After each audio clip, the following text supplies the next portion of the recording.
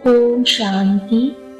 22/5/2023 की मुरली का सार है।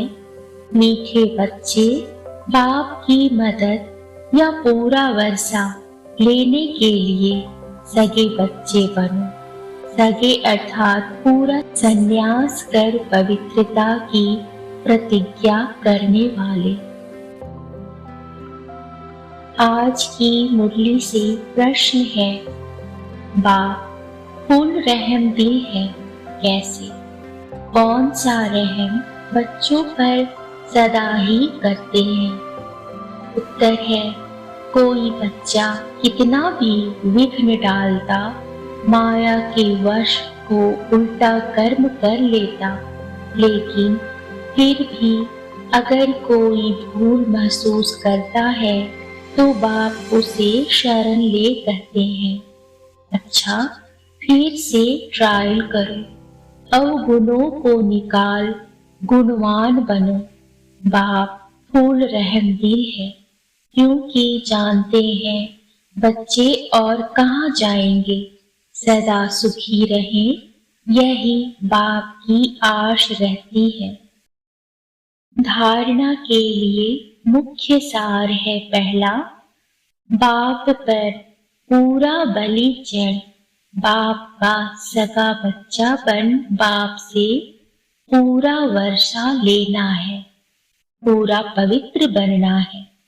दूसरा है, अपने को दर्पण में देख भूतों को निकाल गुणवान बनना है। बाप की मुरली सुन धारण कर औरों को करानी है।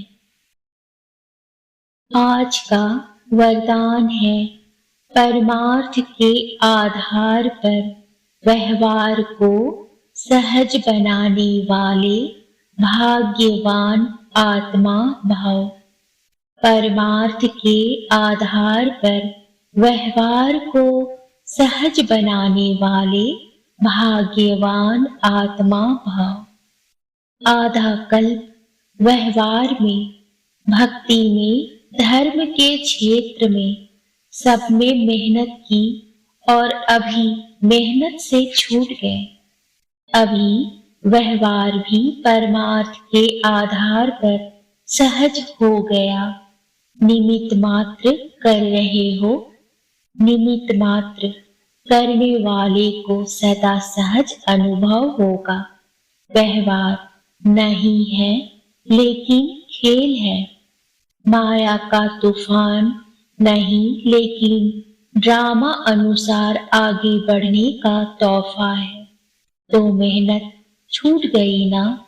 ऐसे मेहनत से अपने को बचाने वाली श्रेष्ठ भाग्यवान आत्मा हूँ। इसी स्मृति में रहो। आज का स्लोगन है, जीवन में मधुरता का गुण धारण करना ही महानता है।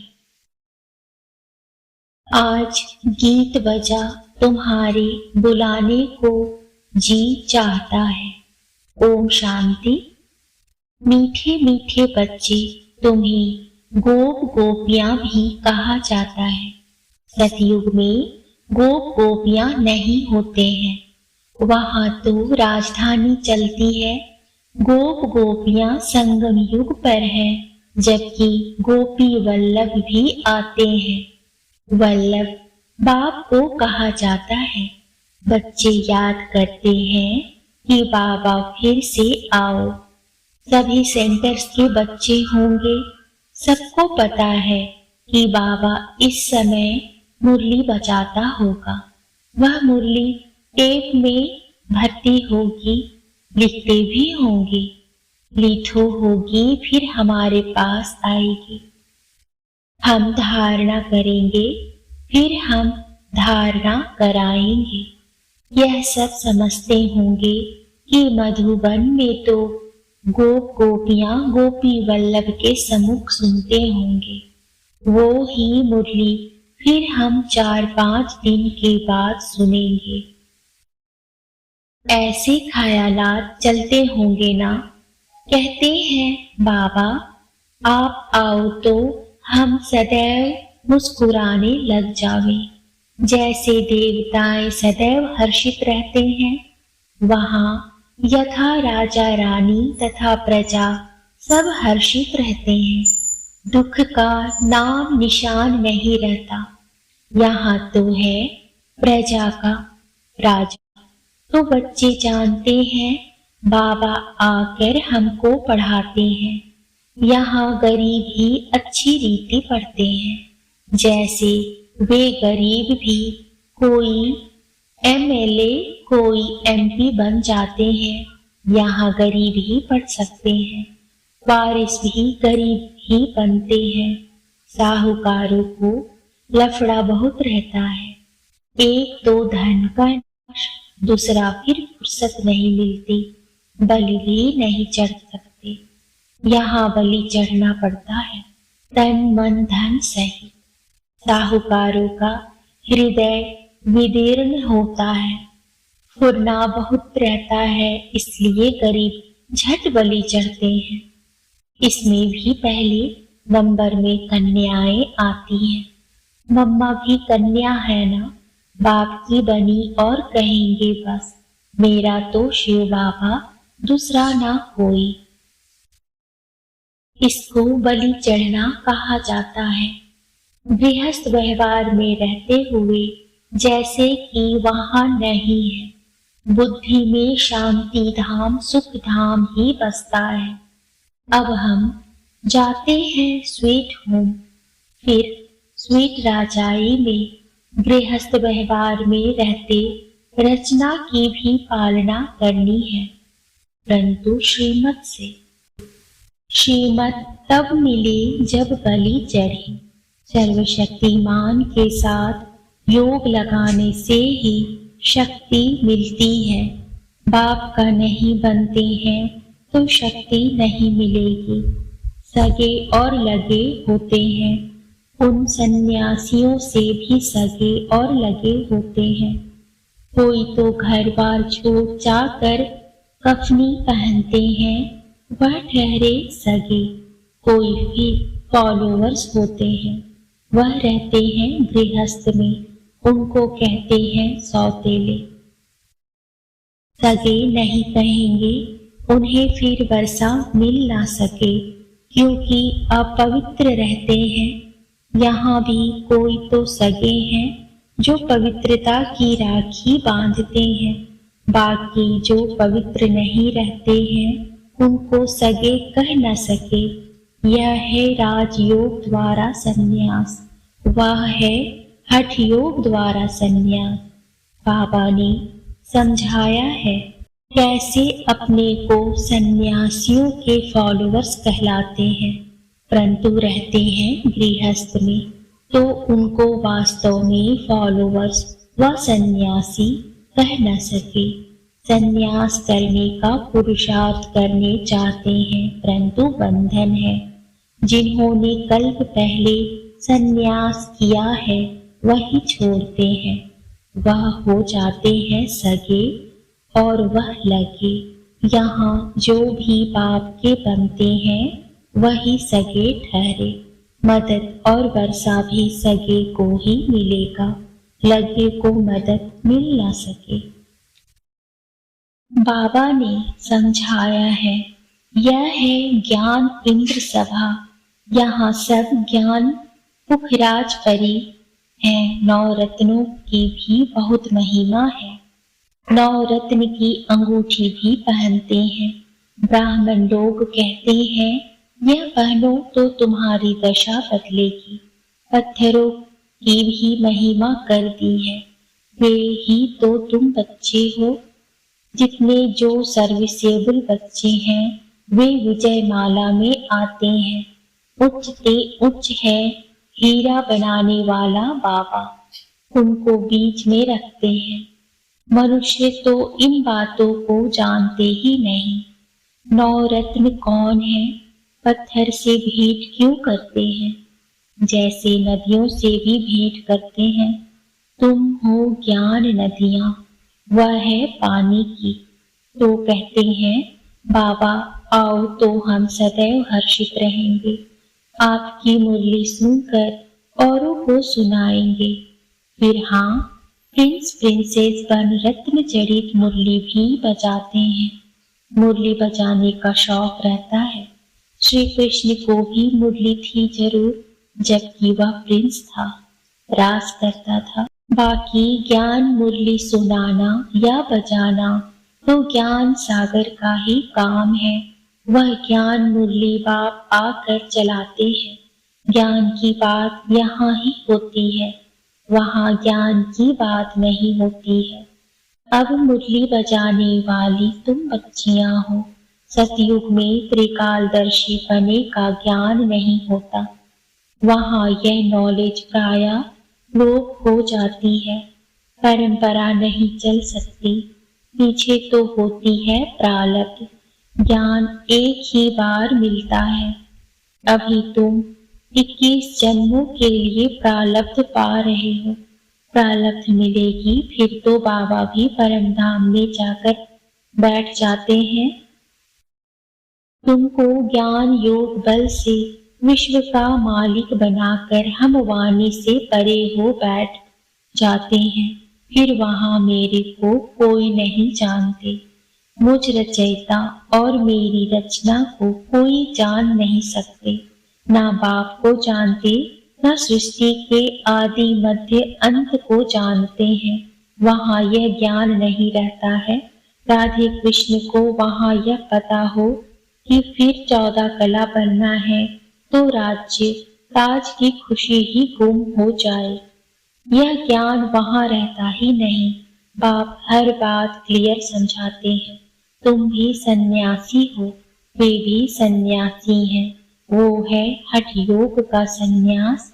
सन्यासी हद का घर बार छोड़ जाते हैं। वहाँ है शंकराचार्य और यह है शिवाचार्य। शिव बाबा ज्ञान का सागर है ना, उनको आचार्य कहा जाता है। श्री कृष्ण आचार्य नहीं, भगवान शिवाचार्य बैठ तुम बच्चों को समझाते हैं, राजयोग सिखलाते हैं। वह हठ योगी है, वह राजयोग सिखला न सके।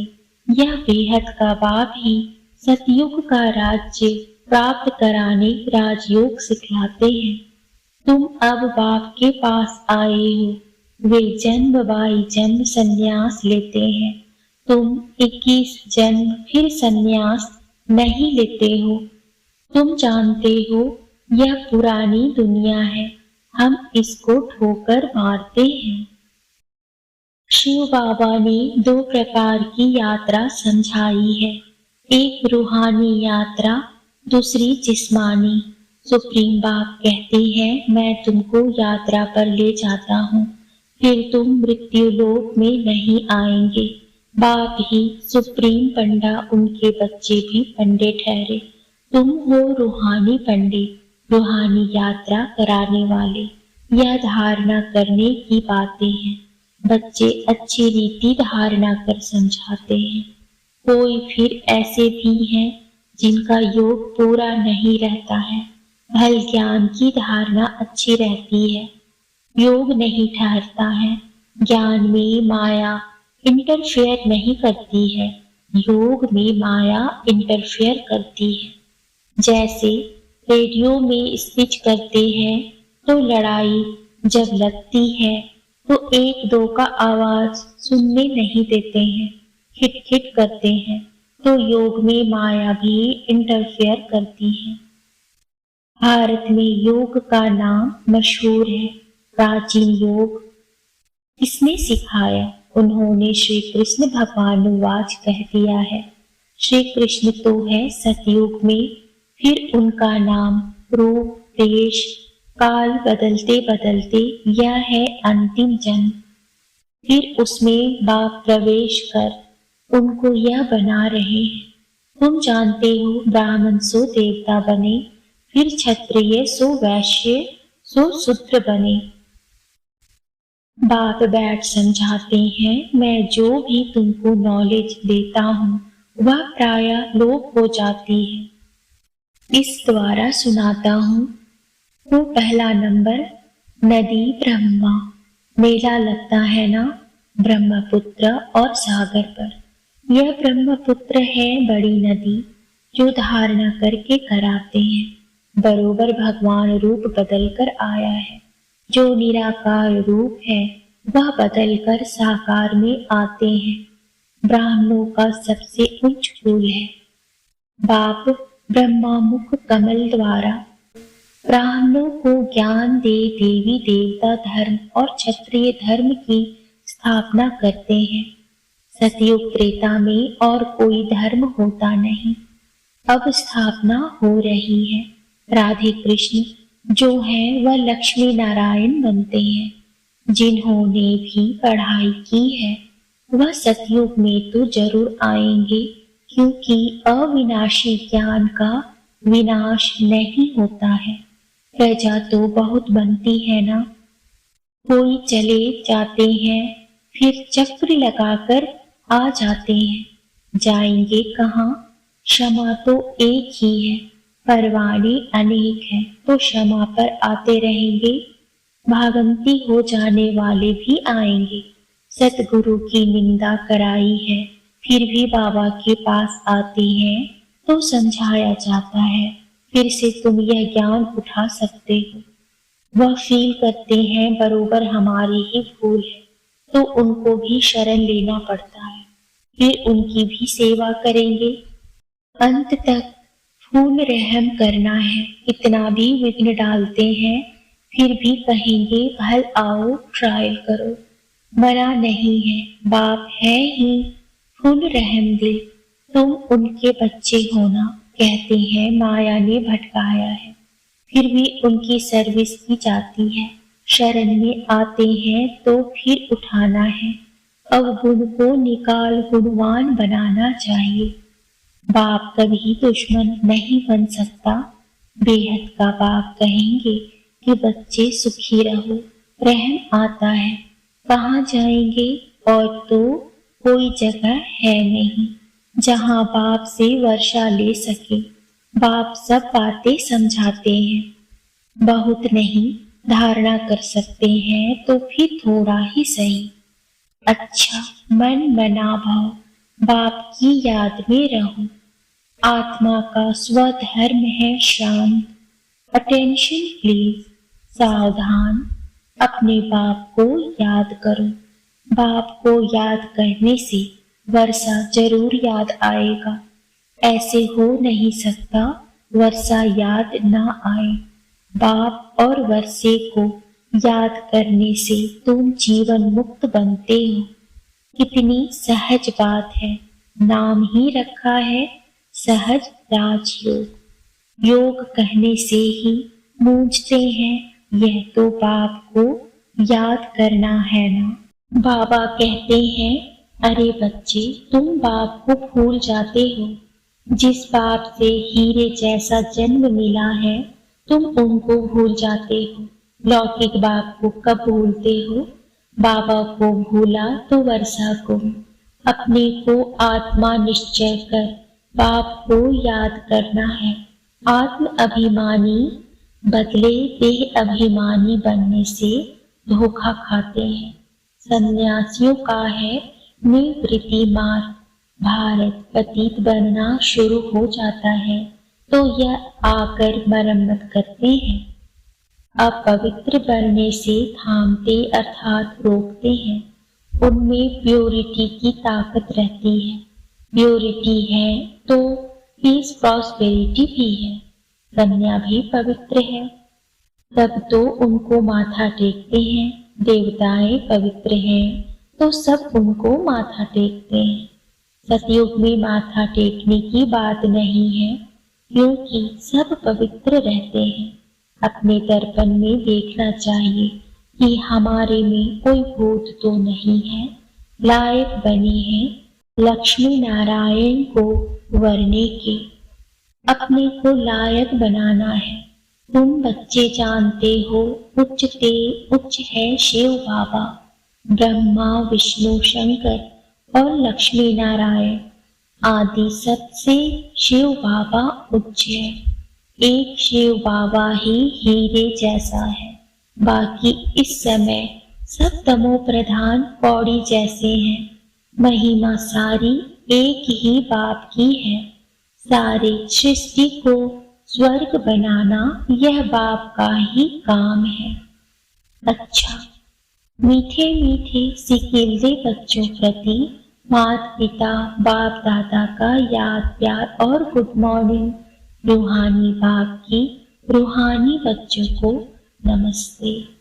रूहानी बच्चों की रूहानी बाप को नमस्ते। नमस्ते बाबा, नमस्ते। शुक्रिया बाबा, शुक्रिया।